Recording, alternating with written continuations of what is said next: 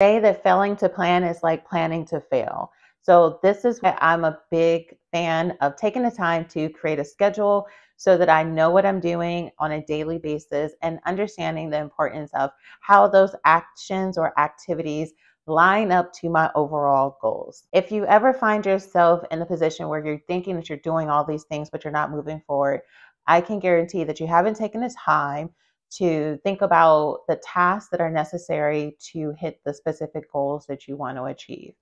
This is not something that you just come up with on the fly. It's actually taking the time to create this plan. So I want to share with you some of the tools in which I use to help me with creating a weekly as well monthly, quarterly, and yearly plan. The biggest things that I want to talk about is the tools in which I like to use, as well as the philosophy behind how I go about planning. First, let's talk about the philosophy. Inside of my planning, I like to do time blocking as well as task specific day planning.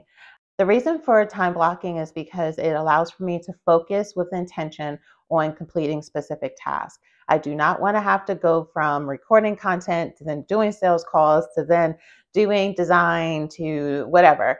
You want to know if I have to spend a day or a time block recording a whole bunch of content, I'd rather just knock it out compared to doing it on a whim each and every day, because I won't feel as if I'm actually accomplishing anything.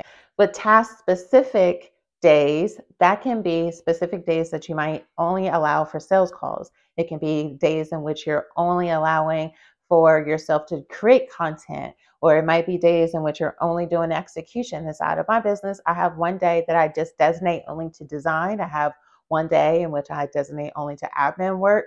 So it helps me so then I can look at all the things I plan on accomplishing in a week, and then I put those tasks on those specific days so I get things done. Okay, so now that we've gone around the actual methodology that I use for planning out my schedule, the two apps in which I am currently using is Asana and ClickUp. I got on the ClickUp train, I know. The thing is that I love Asana. I think it's really great for certain types of businesses. I still have certain things inside of my business. The only reason why I've somewhat shifted is because I have a big team and I'm paying for all of these seats and it's expensive. So the biggest benefit for me to switch was the cost benefit. However, I find that most people that are going to be watching this video, you're either going to be using a free plan or you're going to be using a super basic plan. I use Asana for multiple businesses as well as my personal life.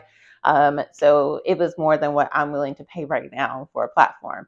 However, both platforms are great. It just comes down to which one's going to be more intuitive for you, and your way of keeping yourself organized. So check out both platforms and let me know, how do you like to keep yourself on schedule, and what platform do you use to keep yourself organized?